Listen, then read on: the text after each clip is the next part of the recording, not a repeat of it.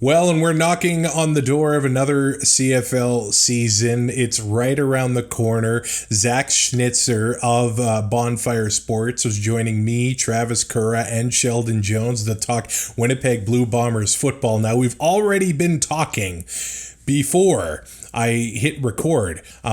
In the last 24 hours, the big conversation, Zach, has been Zach Collaros and him missing the first game of the regular season because of some missed calls when it came to an off-season drug test. I guess it was supposed to be two. They changed the rule because it seems like maybe they realized it was silly. But yeah, he's not going to be playing in game one. What are you thinking about this whole situation? Well, of course, I'm perfectly objective, gentlemen, because I'm no, I'm not objective, but I'm obviously a huge Bombers fan. But this just to me comes across as absolutely ridiculous. They literally changed the policy and knocked down his suspension from 2 games to one because they realized how ridiculous it was.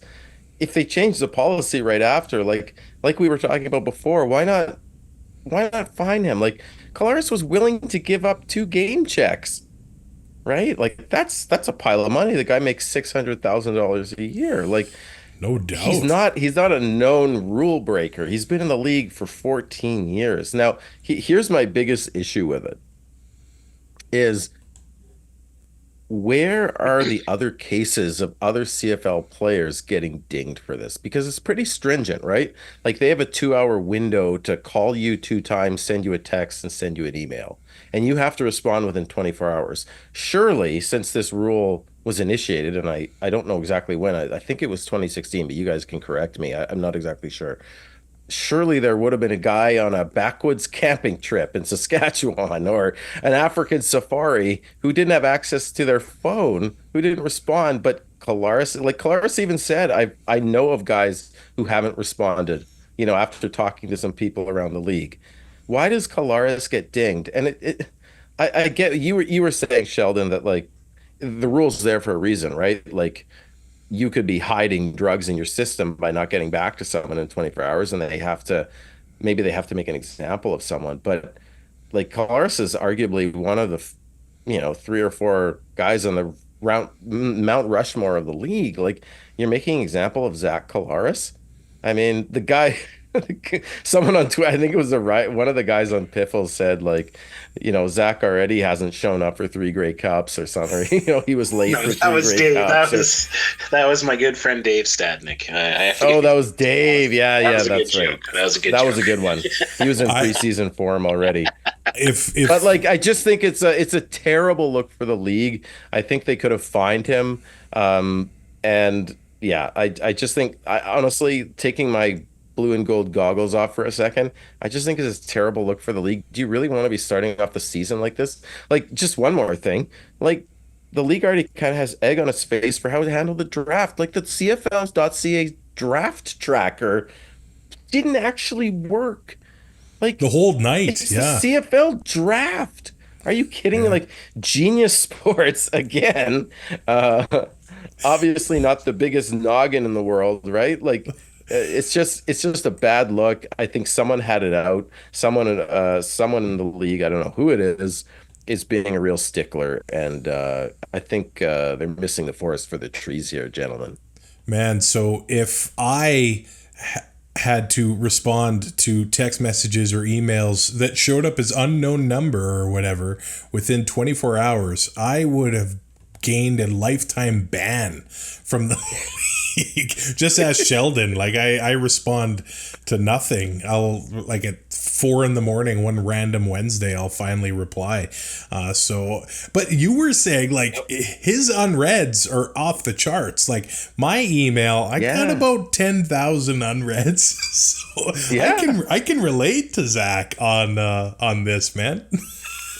Well, yeah, like a local reporter, Jeff Hamilton, for the Winnipeg Free Press, wrote a great piece on this, and he said Zach is notorious for not responding to emails and texts, and it's just kind of who he is.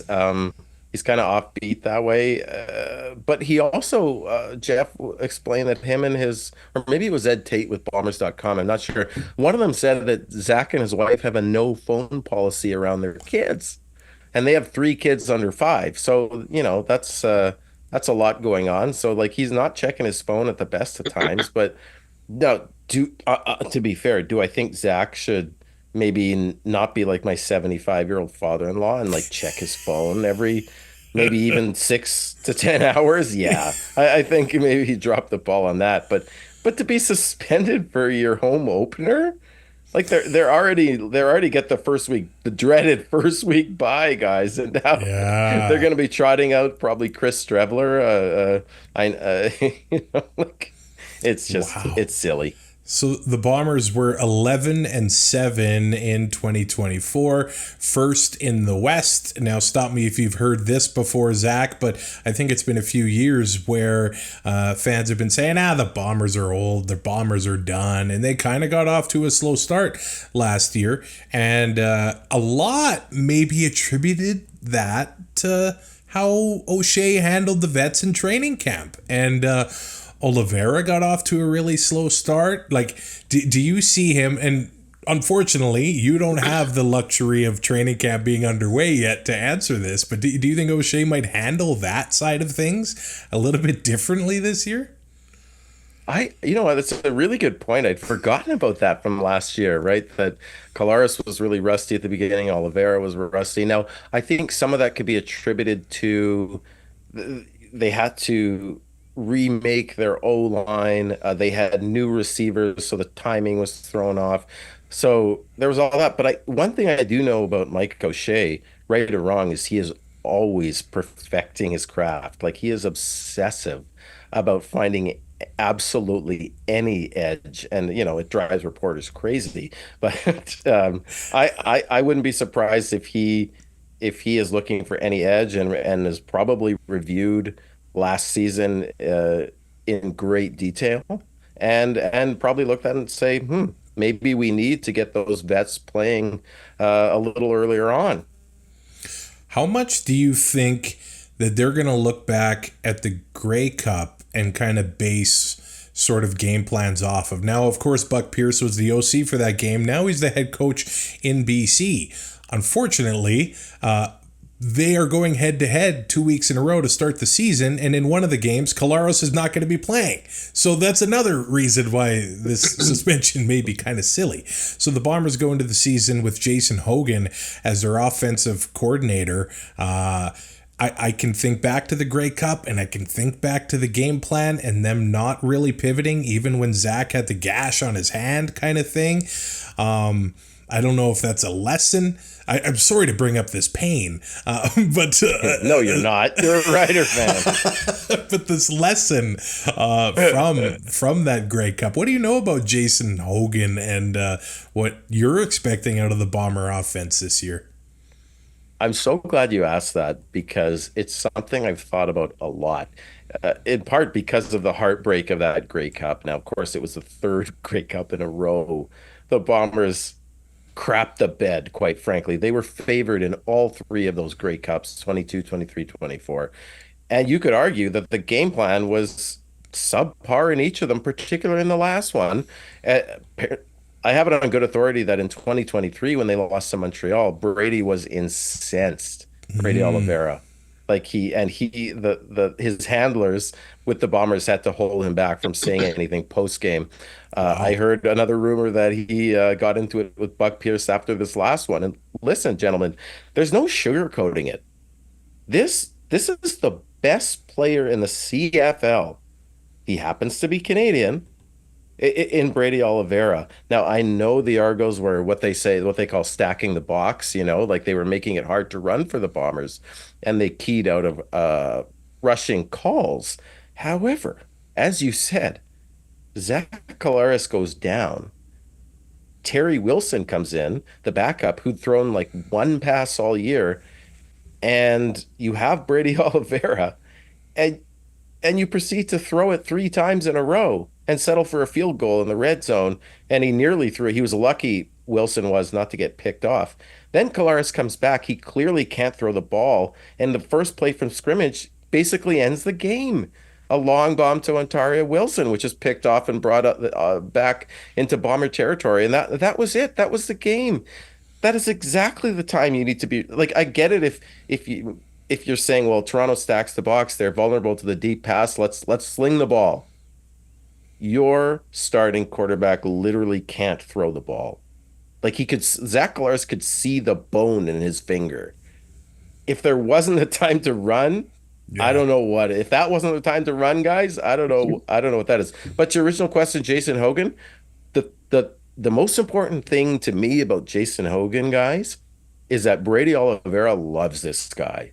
If you heard his MOP acceptance speech, his most outstanding Canadian speech, his interviews in the media, he could not stop talking about Jason Hogan.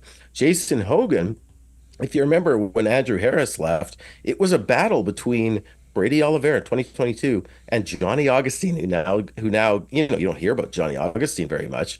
That was a battle, and they were neck and neck to take that starting role, take the mantle of that great Canadian running back from Andrew Harris. Oliveira won out, but he almost lost his job, and it was, I believe, week 4 or 5 against Calgary, where Brady recalls Hogan took him aside and said, "Brady, just be you. You're a stud. Like, just play your game." And something happened for Brady. Something clicked, that belief in him from Hogan, and he became the player that we now know. Arguably, could have won MOP in 2023. So, Jason Hogan is, he's an internal hire, which Mike O'Shea likes. He's a running backs coach for the Bombers, just like Buck Pierce was. And the thing that I find most exciting is I don't think the Bombers are going to stray from the run this time. I hope they learn their lesson. I've heard it that the Bomber offensive players were getting a little bit tired of Buck Pierce. Maybe he had his hands too tightly on the reins. I think Zach Collaros is pissed, and I think the whole team is pissed because O'Shea said it today with Ed Tate. He's pissed because of the suspension.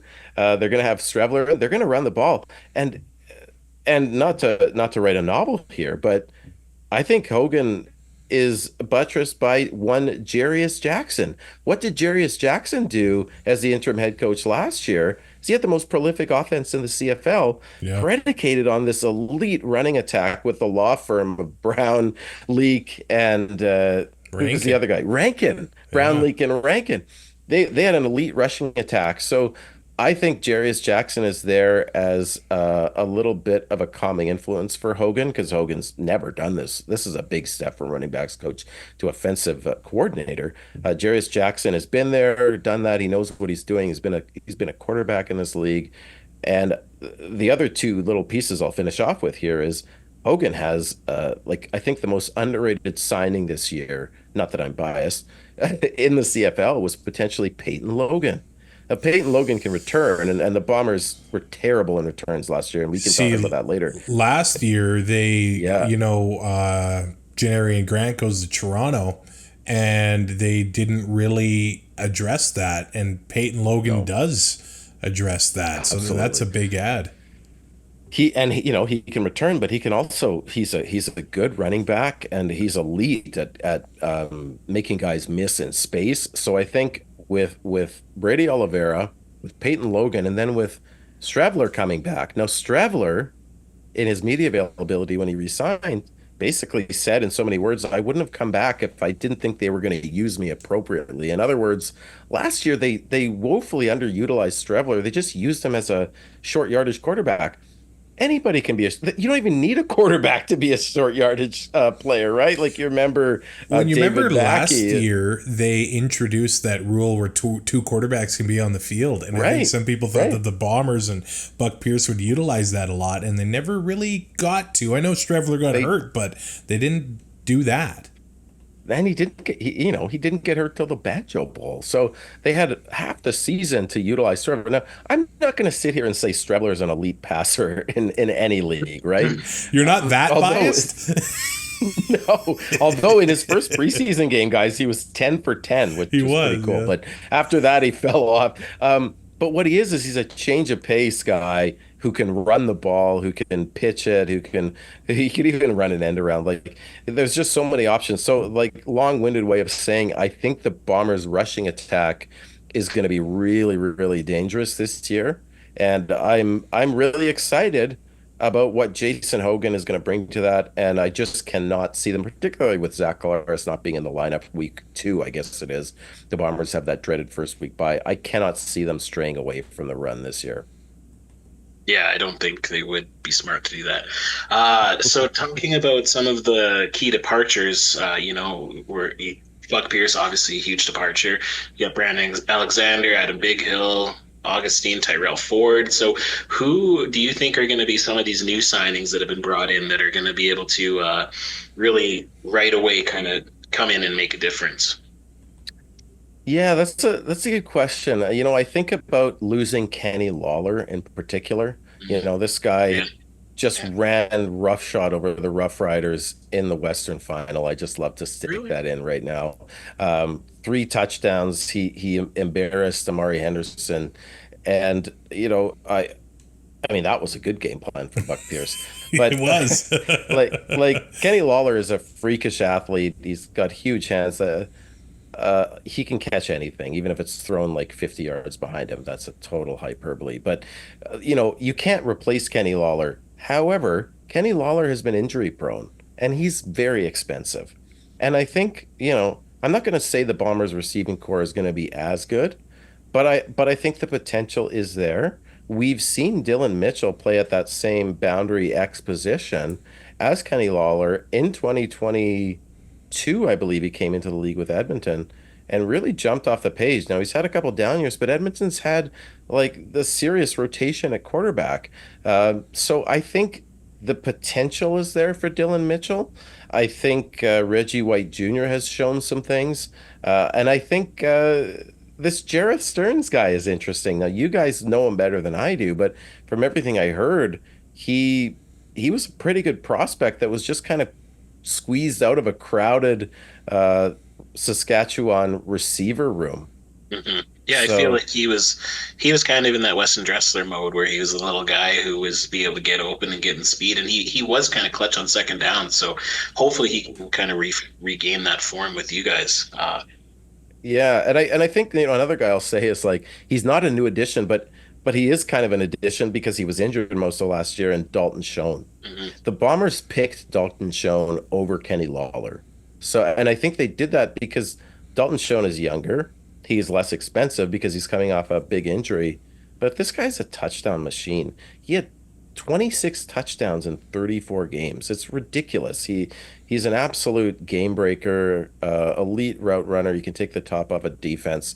So I look at him if we're looking at offense, but then I'll quickly switch to the defense and talk about James Vaughters. And again, he's kind of like a Dylan Mitchell for me in that there's a tremendous ceiling that if he reaches his potential, that is a scary proposition with him and Willie Jefferson. But we don't know what we're getting. If he's north of 30, we don't know what we're getting from James Vaughters at defensive end. But if he can play near or at the level he's capable of, this guy played with the Chicago Bears in the NFL. Look out, because this was already the best defense in the league last year, and I think it's arguable they may have gotten better.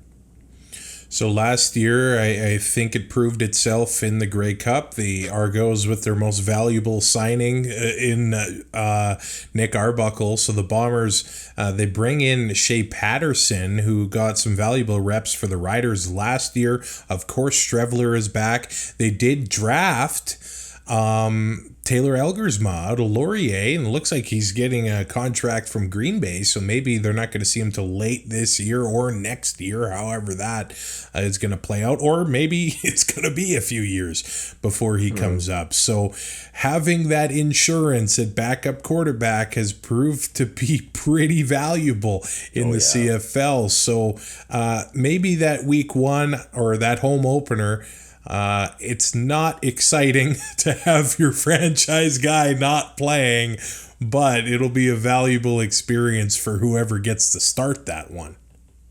Yeah, absolutely. I'll just back up for a second. You asked about new players that were the most. I think the most impactful new signing was actually Peyton Logan, but I already talked about him. So I decided to go in another direction. Quarterback is fascinating. Like they just released Jake Dolegala. They've got Terry Wilson, Shea Patterson, and Chris Streveler. I expect Chris Streveler to start in week 2. But this Taylor Elgersma guy really has people in Bomberland excited because they look at what happened with Nathan Rourke, who I believe was picked at what 15 by BC in 2022. Uh, Elgersma, I think, was a steal. He could like if he would have been picked number 1, I wouldn't have been surprised. Like this is this is an elite quarterback. Now, is he perfect? No, he has some seasoning. It's a big jump to go from college or university to pro. But by all accounts, mentally and physically, this guy is the real deal. I'm not surprised he got picked up by Green Bay, but scouts at the combine were saying they project him as a CFL starter. So I I'm pretty excited, but like, what is he, 6'6", 230? He's The only quarterback, he's big. The only yeah. quarterback ever invited to the Senior Bowl. Had And himself a that might pretty be good why game Green Bay there. loves him because he's big. Yeah.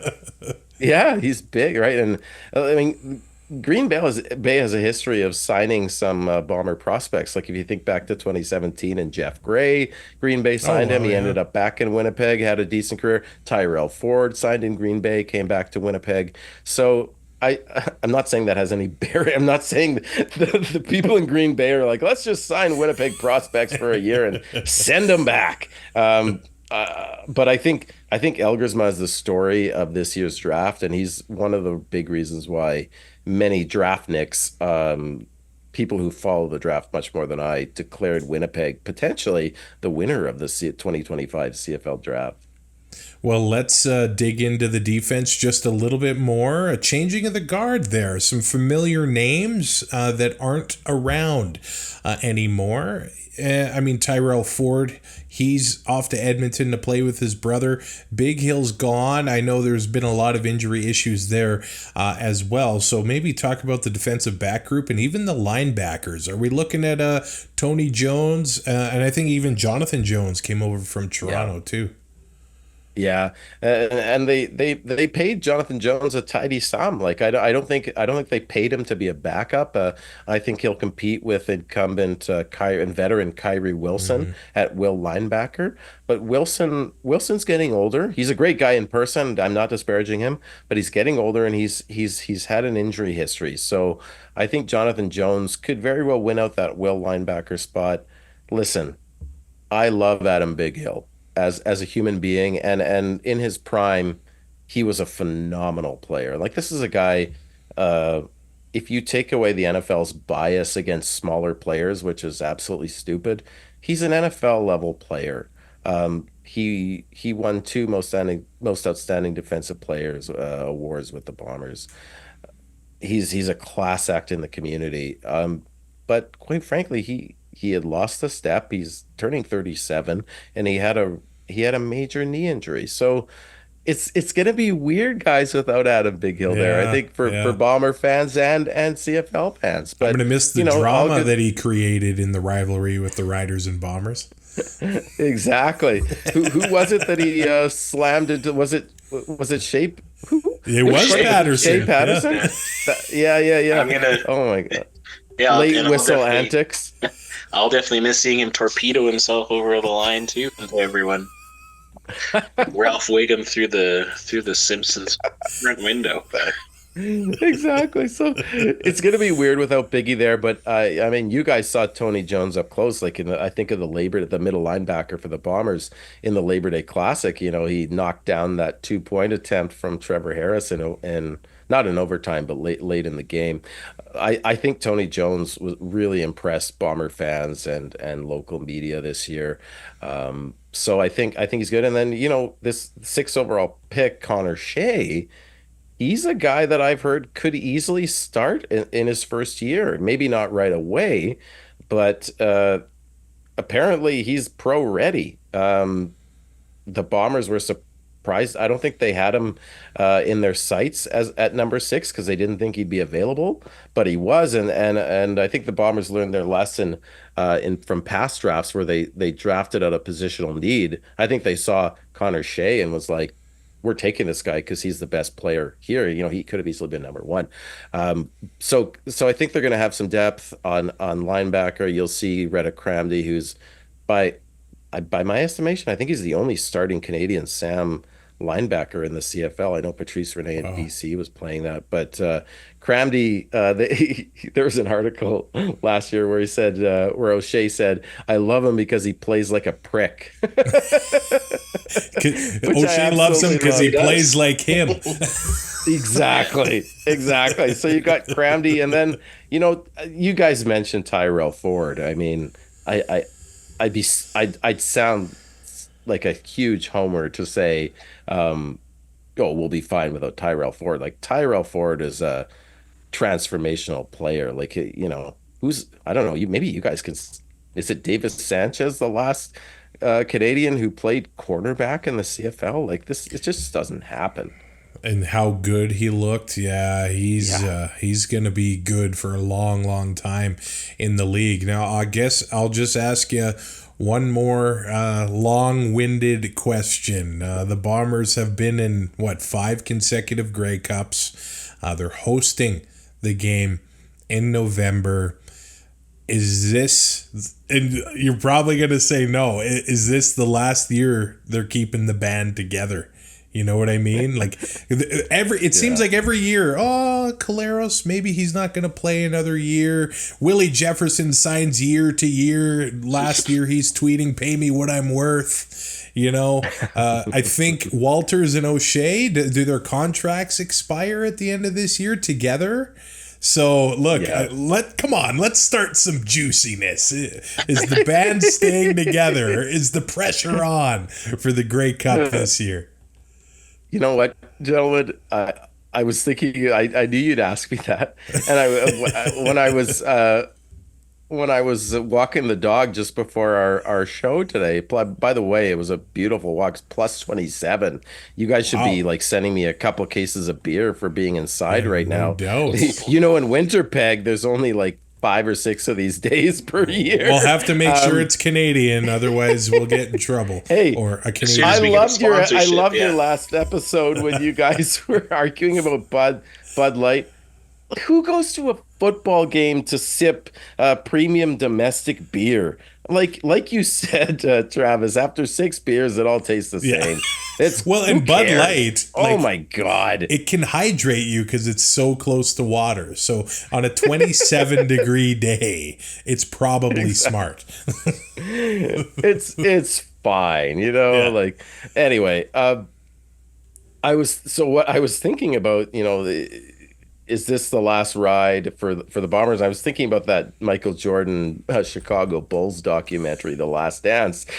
The only difference is the Bombers crapped the bed in 3 title games, and the Bulls were, onto their second three-peat. So is the pressure on? Is this the last dance? I think you could definitely argue that, guys. Like, if you look at their roster, Collaros is turning 37.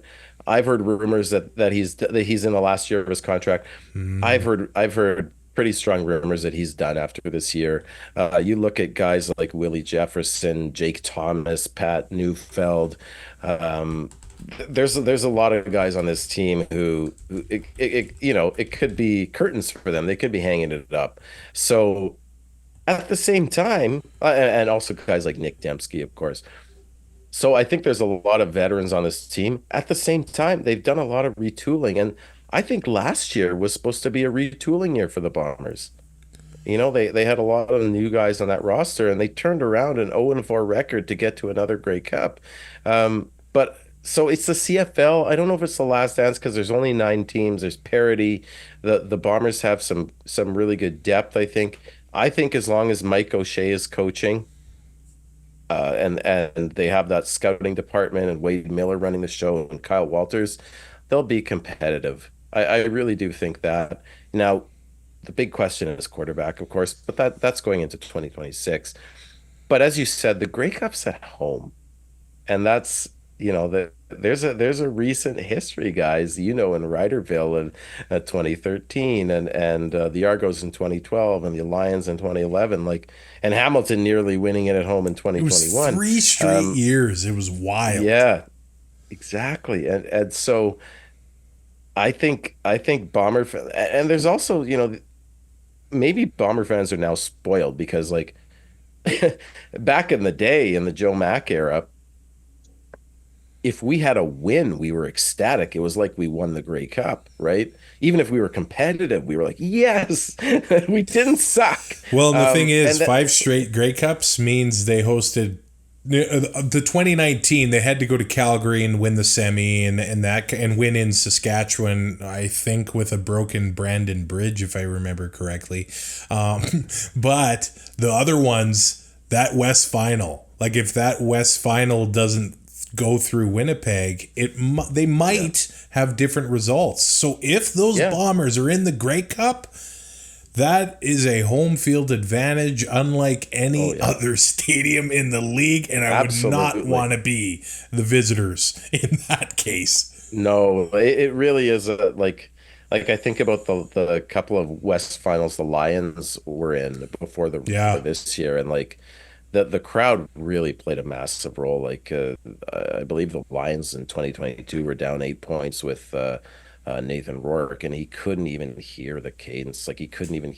The players couldn't hear the snap count. So I think Bomber fans are spoiled. I think now the expectation is at least that you make it to the Grey Cup, and when you make it to 5 in a row as a favorite and you don't win, the expectation now is Grey Cup or bust because of what you said, guys.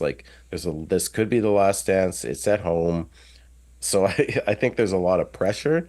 But I think Mike O'Shea is the right coach, and they have the right type of players that are going to take it one snap at the old cliche, one snap at a time, one game at a time.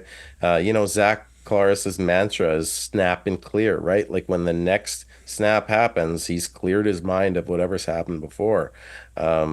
Maybe not as well as he'd like because he keeps throwing interceptions in the Grey Cup, but I hope he's not listening to this. I'm sure he is. No, not on his phone though, because it's probably locked true. in his safe in his basement, or he doesn't even know he doesn't even know his code. He probably has to ask his wife, "What's the code to get into my phone, honey?" Honestly, they should buy that guy a pager. Yep. That's Zach Schnitzer with Bonfire Sports talking about the Bombers for 2025. That's one team down, 8 teams to go with our season previews here on Two and Out. Thanks for being here, Zach. Well, I'm glad you guys picked the Bombers first. I mean, I think that's only fitting. You are. Yeah. You are first on the docket, so thanks, man. Thank you, guys. Keep doing a great job. I love your show. I listen to it every week. And Sheldon, next time I come to Regina, don't stand me up again. I had to hang out with the Piffles guys doing laser tag. I know. What the heck? Work has been my literal nightmare this past month. And I worked 130 hours this last 2 weeks, so Oh my God. Yeah, some major staffing issues. So I'm sorry that I couldn't get together. It looked like it was fun, but yeah, next time you're in Regina, first beer's on me, buddy. Thank you, guys. My brother-in-law lives there and sister-in-law, so I'll be there more often. Nice. You can rate, review, and subscribe to Two and Out on your favorite podcatcher and on YouTube as well. That's where you're going to find the next 8 team previews for the 2025 CFL season.